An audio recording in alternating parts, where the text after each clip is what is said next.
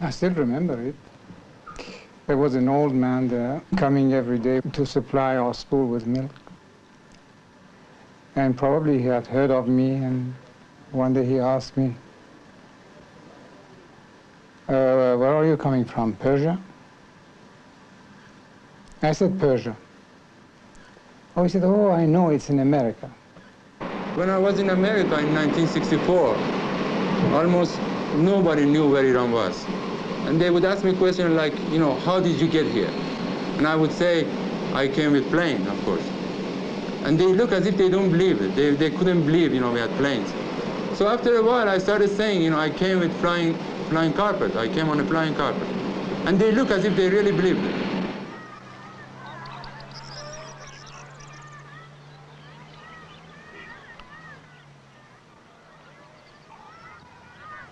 Iran, or Persia, as it was known for most of its history, is at the crossroads of the Middle East and Asia.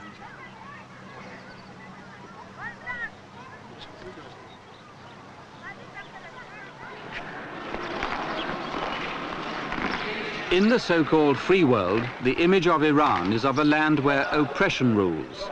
It's often stated or implied that Iran is a police state. If it was, this series of film reports could not have been made. Iran is a paradox. It's an anti-communist state with a leader who's putting into practice the policies which some revolutionaries only shout about. Iran! Iran!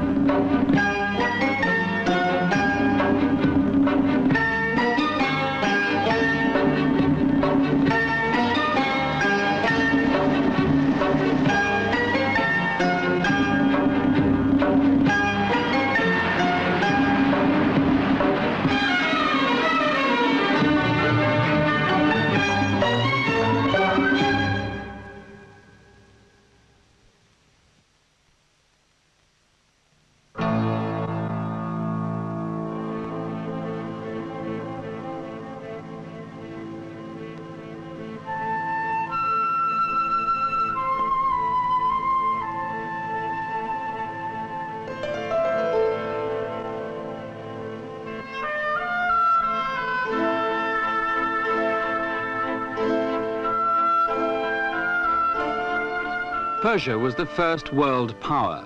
More than 2,500 years ago, this city of Persepolis, now in splendid ruin, was the center of an empire which stretched from Greece to India.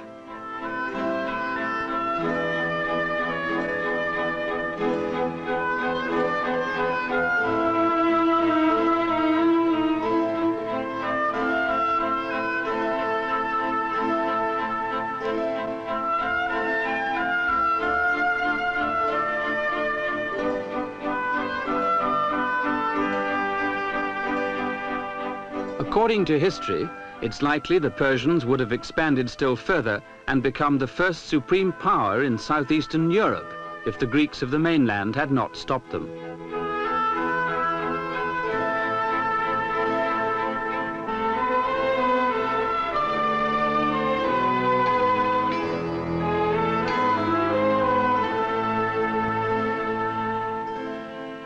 It took the Persians 65 years to build Persepolis with the help of the most skilled craftsmen and materials from every corner of their vast empire. The conquering Greeks, led by Alexander, destroyed the city in a few days. He burned it deliberately because he saw in this the essence of the empire. He saw in Persepolis the might and culture and everything that the Persians had seen in their own empire in one crucible, and he wanted to tell them that because it is Persepolis and your empire, then Persepolis is finished and your empire is also finished. And in fact, this is what happened. Once Persepolis was burned, then the Persian empire collapsed. Persepolis was destroyed in 330 BC.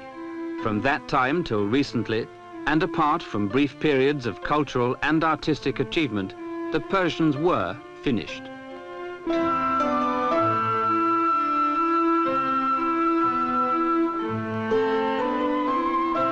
From the late 17th century onwards, Iran's peasants were amongst the poorest and most backward in the world.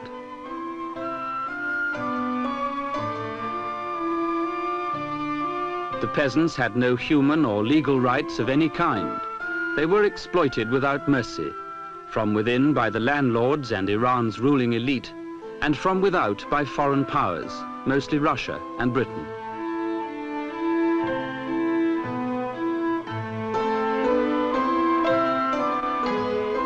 In the province of Baluchistan, on modern Iran's border with Pakistan, a tribesman, Mahdad Notani, recalls the life of 25 years ago. 25 years ago, if a vehicle passed through this area, the people in the vehicle would have been done for, to begin with. Then 100 or so local people would have been killed as well. Why? Because in those days the roads were unsafe. There were no schools. There were no gendarmerie posts. There were none of these wells or other developments. The people spent most of their lives fighting. There is a place near here, 18 miles away, called the cemetery. There are still the graves there of almost 70 Englishmen who were killed as they passed. Our people are buried there too, in 4s and 6s.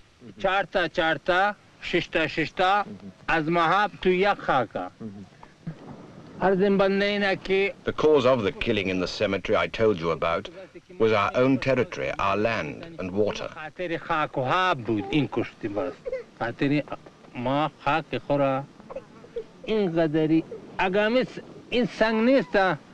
If a foreigner tried to take away a single stone from our territory, we were ready to lose 200 lives to defend it.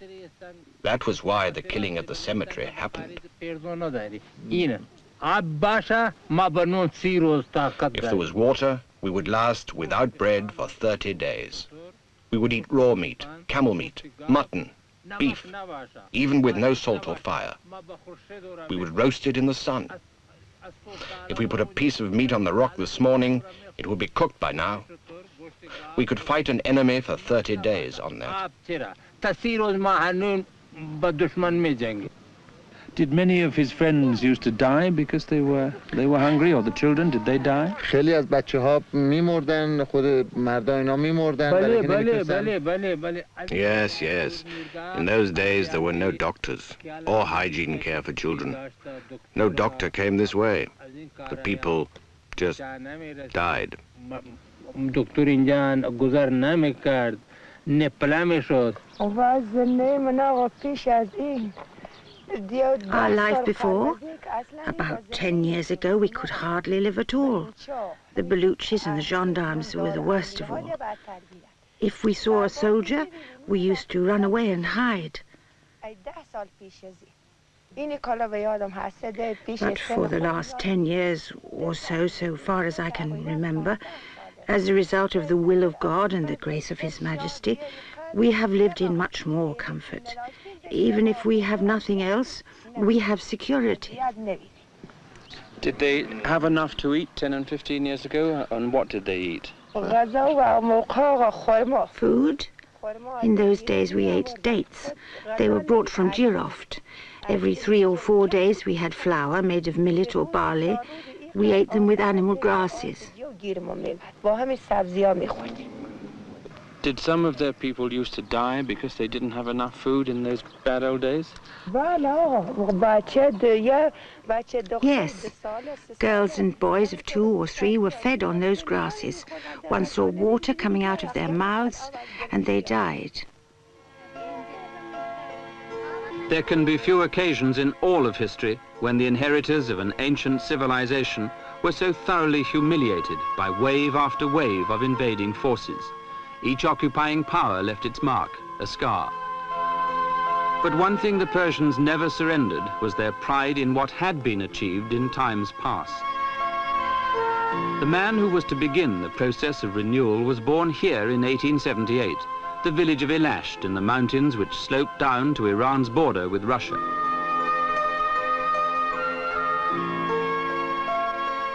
At the time of his birth here, the Russians and the British, though rivals, were well on their way to establishing complete control of Iran's economy and politics. The man from this village who was to challenge the big powers was illiterate. His name was Reza Khan.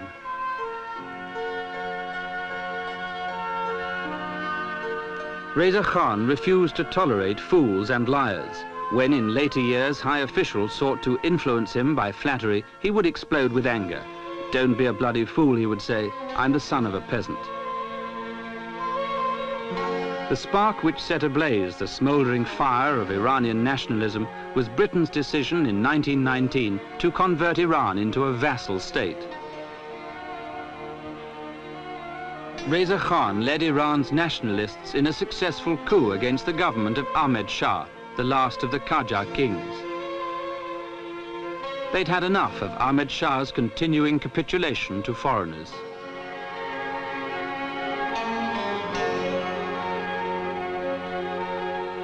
In 1926, Reza Khan was proclaimed Shah and became the first king of the Pahlavi dynasty. But it was an event which nearly didn't happen.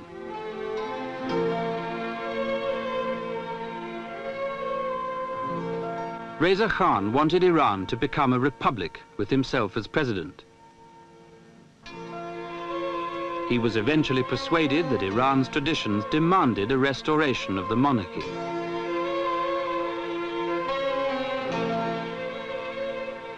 Reza Shah's strong brand of nationalism was not merely the product of his mistrust of foreigners. His driving force was his faith in the capacity of his people to make Iran a great nation again.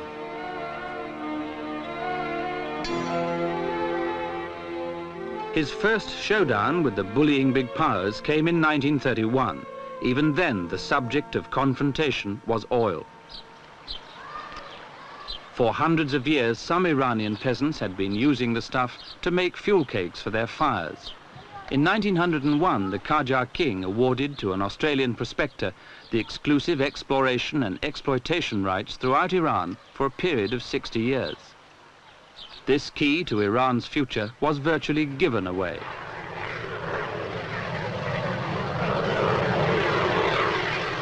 By the time of the foreigners' first discovery of oil in commercial quantities in 1908, the Anglo-Persian Oil Company had been formed in London to take over the original concession.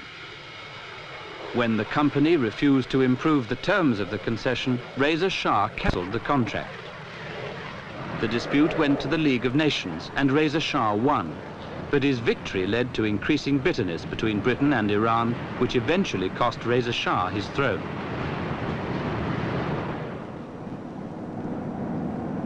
The creation of a communications network of roads and railways opened the way to development, progress and change. Under Reza Shah, the country was opened up. Law and order was restored. Nationalism was wielded into a single territorial force. The foundation stones for nation building were laid. Iran was on the move again. When the Second World War began, Reza Shah declared his country neutral. At dawn on the 25th of August 1941, the Allies invaded. The Russians from the north, British and Indian forces from the west and the south. When the invasion plan was being discussed, Lord Wavell, the Viceroy of India, wrote to Churchill, "It is essential that we should join hands with Russia through Iran. If the present government of Iran is not willing to facilitate this, it must be made to give way to one that will." The war was going badly for the Allies. Hitler's forces had inflicted defeat on the Russians along a 1,000-mile front. So Iran became what Allied command called the bridge to victory, because it was the safest route for supplies to Russia.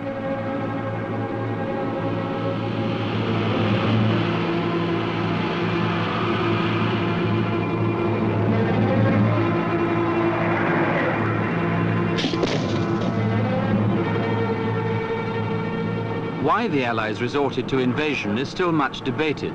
Reza Shah's refusal to be dictated to by the big powers was a major factor. But the records of both sides suggest that invasion wouldn't have been necessary if the Allies had been honest with Reza Shah and had taken him into their confidence. The British in particular were not prepared to do that. They were too prejudiced against the man who, before the war started, had signalled his intention to play a leading role in ushering in the twilight of the British Empire.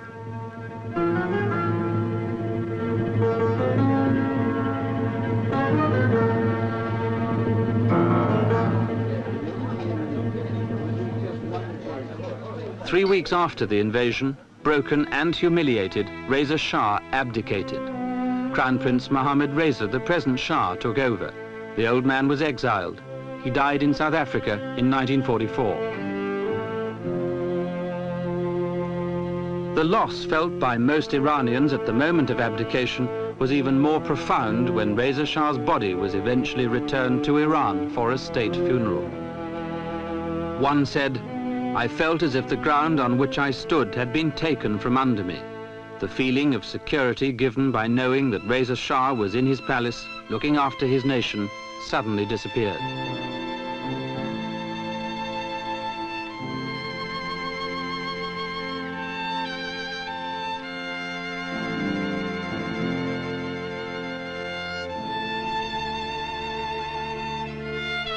Reza Shah's defeat and humiliation was the moment when many Iranians lost faith in the belief, inspired into them by their king, that they could once more be the masters of their own future.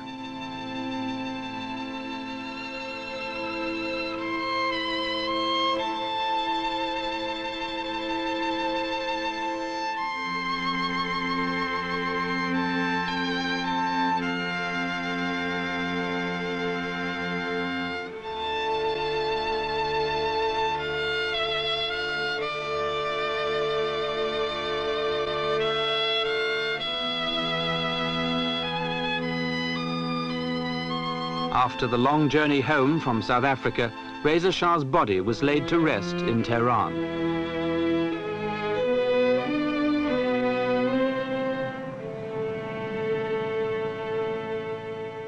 What is your interpretation of the events which ended with your father's abdication?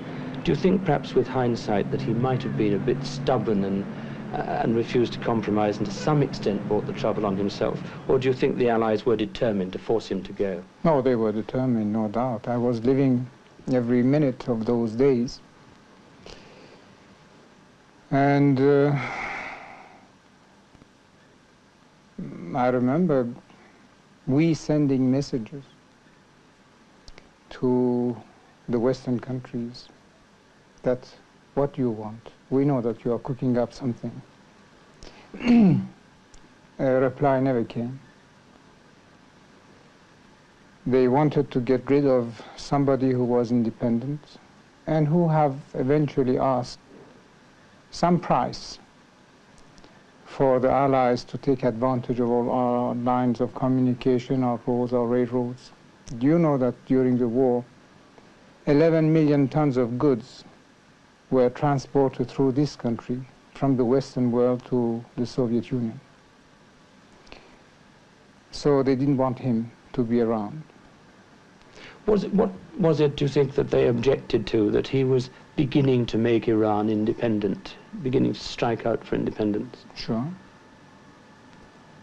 He was not one of those people who would have accepted a small messenger coming and transmitting messages that he had to obey or carry out. Not that I did. I also resisted in my way after I assumed but in fact, responsibilities. When you took over, I think the Allies for a few days even refused to recognize your succession. Yes, they did so. They knew little of me as a crown prince. I was rather outspoken in those days. And they thought, well, it will be the same story. Then, in order not to have the same burdens, they did their best, almost during the whole of the occupation of this country, to diminish the powers and the role of the sovereign in this country. Your basic problem, I think, when you took over, and you were not quite 21 in those circumstances, was that there was almost nobody around you could trust. Even Iranian politicians were playing each other off against and with the foreign powers. That was a big problem, wasn't it? It was. it was. And this is why I say almost a miracle saved us at the end of the war, like a miracle saved us at the end of the First World War.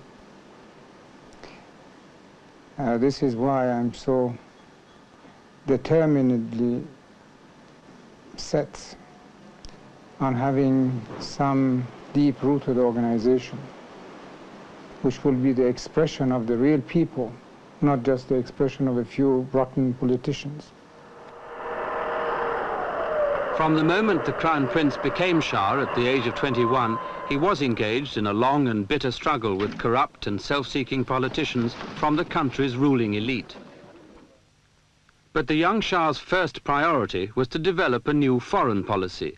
He was determined to be more flexible and pragmatic than his father, a strength which his enemies misinterpreted as a weakness.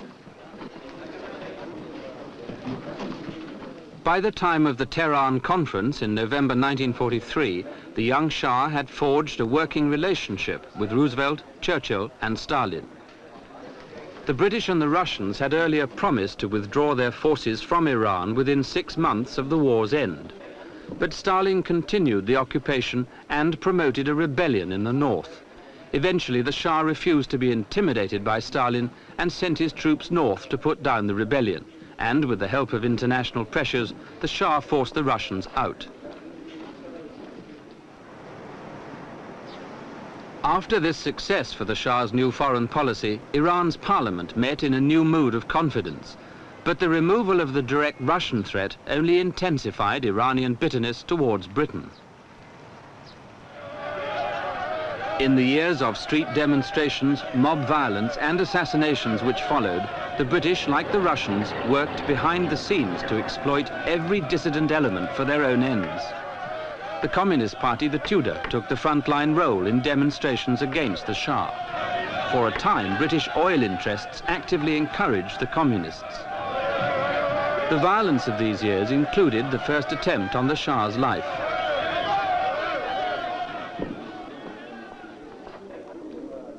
Apart from the Communists, the Shah's enemies included ultra-conservative forces, amongst them religious fanatics and feudal landlords, who were beginning to take fright at what the Shah might do to improve the lot of the peasants. Would you recall for us the events of the 4th of February 1949, which was in fact the first attempt to assassinate you at Tehran University? As usual, every year I was going to distribute the diplomas and the first prizes to the students of Tehran University at the Faculty of Law. And all of a sudden, I hear shots and my face is projected to one side when I realized that I was being shot at. And he had shot 3 bullets through my hat, 1 through my cheek, but the bullet came out just through the nose without hurting anything, any nerves, any teeth. 1 was destined for the heart, but at this fraction of, or even less than a fraction of a second, I was just making a gesture, a turn of the body. So I got it in my left elbow on the back.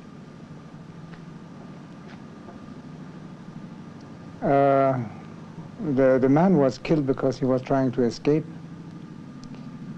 But then we found out that he was frequenting a man who had connections with the rightist fanatic clergymen, but he had communistic pamphlets and literature in his house, and his girlfriend was the daughter of the gardener of the British Embassy.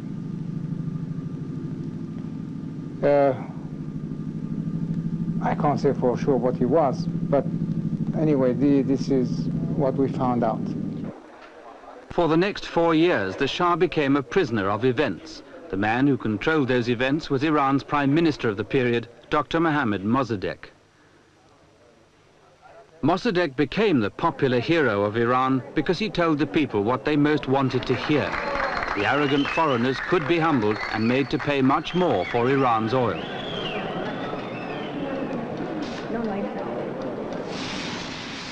Abadan became one of the best-known datelines as the oil crisis developed.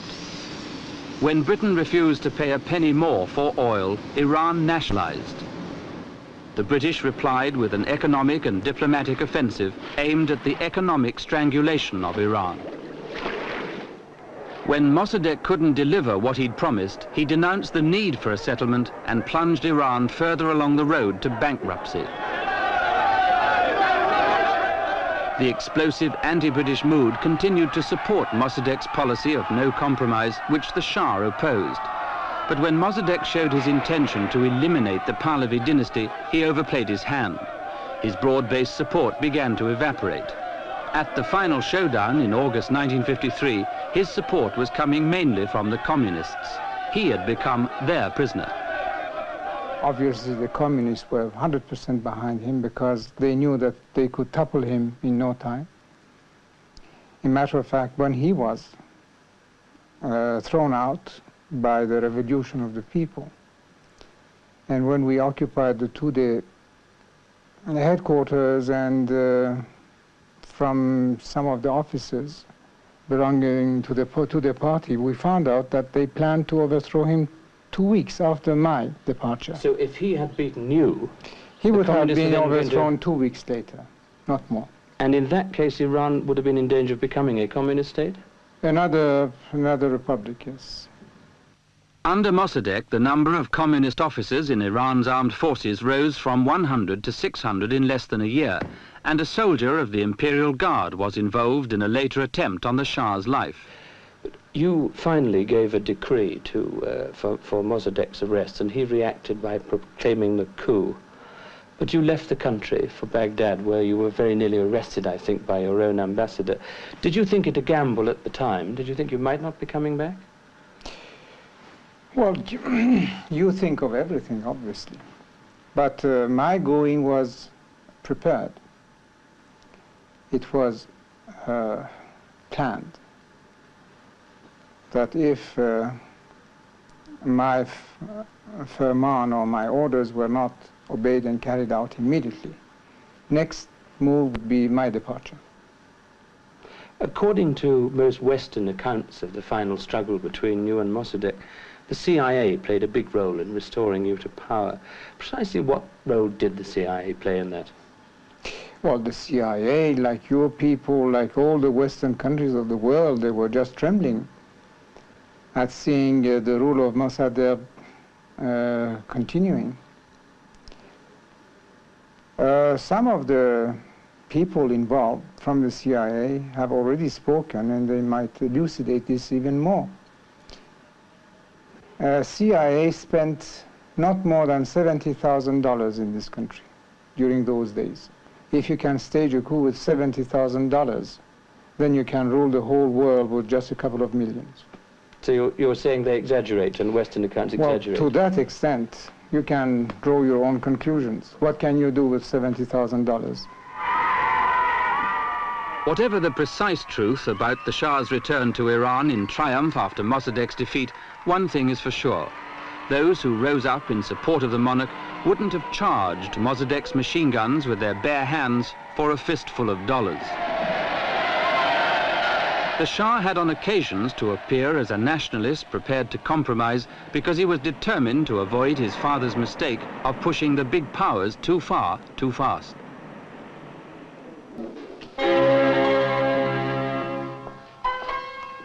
In December 1959, the Shah married Farah Diba. This was the Shah's third marriage. Neither of the others, first to Fawzia and then Soraya, had produced a son and heir. But by now the Shah was looking for more than a wife who could bear him a son. What he most needed was a queen who would share with him the burdens of nation building. When her father, a soldier who studied law, died, Farah and her mother had to struggle to live. To marry the Shah, Farah Diba gave up a promising career in architecture. But in the years to follow, she would become, with the Shah's full support, an architect of radical social change in Iran. When the king asked you to marry him, what were your thoughts?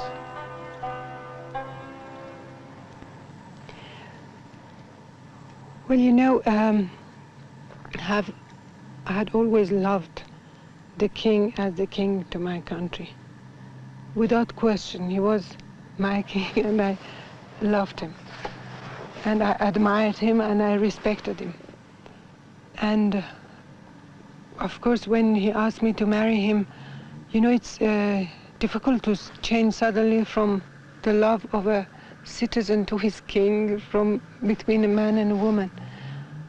I must say frankly that I felt, first of all, very proud, and because I admired him so much. And also, you know, when you're young and you're 19, 20 years of age, you think that, well, now I will become a queen and I could do so many things for my country. And that was also in my mind. It was not only my private life, but also that what I could be able to do. A year after the marriage, Crown Prince Reza was born.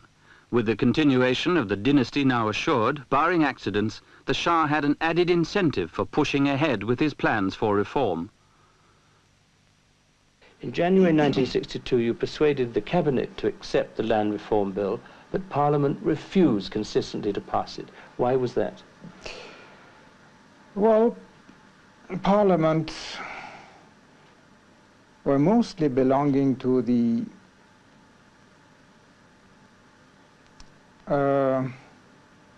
old establishment, although they were mostly doctors and mostly had a degree from very well-known universities. But still, by heart and the spirit was belonging to the established society. What was called the 1,000 families, I think. 1,000, some people said 200, some people said more, but I'm not just going to say families. To the old established order, I will put it this way.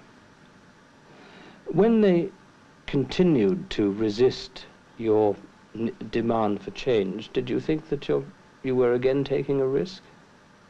It's a pretty big risk, I would have thought. Less in those days. First of all, I had more experience. Secondly, I had told people, and anyway, I had convinced myself that no country had more than a certain number of years in front of it before it could either reach an acceptable level of standard of living and progressive rules, or that country will disappear. That was very clear for me.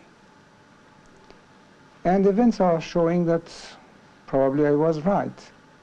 You can't remain in this world full of intrigues and other things, a backward, miserable country, and still be independent. Independence with us is so important that in order to have it, to keep it, to consolidate it, we do anything. Fortunately, in our case, it was making reforms. The Shah's first step towards land reform came in 1951 when he ordered the Crown lands to be redistributed by sale at concessionary prices to peasant farm workers. The Shah personally distributed thousands of title deeds.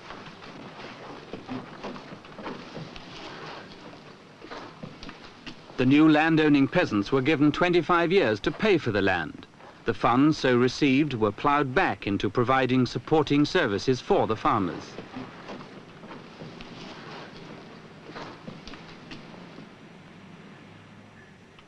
The Shah's policy of redistributing the Crown lands was meant to be an example to the old establishment, which owned more than 50% of the land and was therefore the most influential power in the country.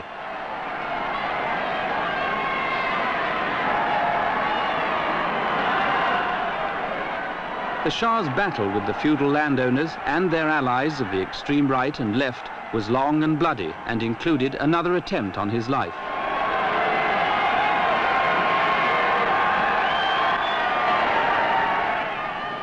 His personal war with the old establishment began in May of 1962 when Parliament rejected his proposals for nationwide land reform.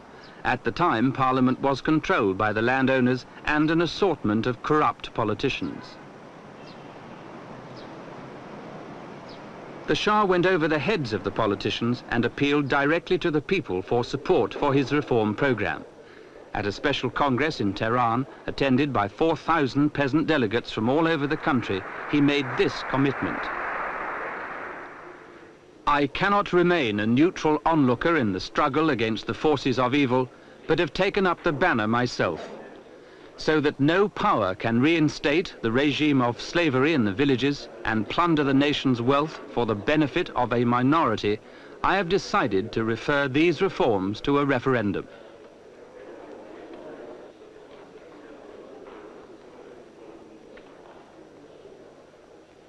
The referendum which followed overwhelmingly endorsed the Shah's plans. After nearly a quarter of a century of struggle, he had found his power base. It was with the peasants and the common folk from whom he was descended.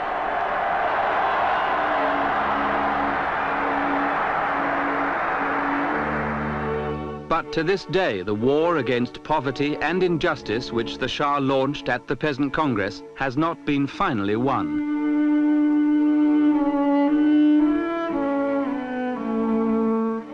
The progress Iran has made under the leadership of the Shah and Queen Farah is impressive and far-reaching. But because the country was so poor, much still needs to be done. Most ominous of all, some of the old feudal mentality remains in Iran. There are still those, including some in very high places, who dream of a return to the old days of power and privilege for the minority at the expense of those still poor.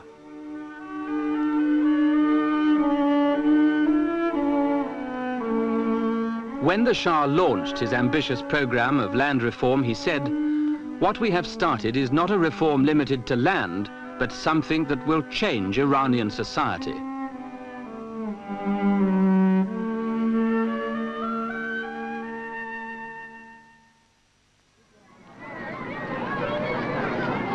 In the second and third of these film reports, I will be investigating the reality of change and the consequences of it. What happens when a nation ceases to be merely the object of the policies of others and becomes a developing country whose decisions and actions will play an increasing part in shaping the destiny of all nations.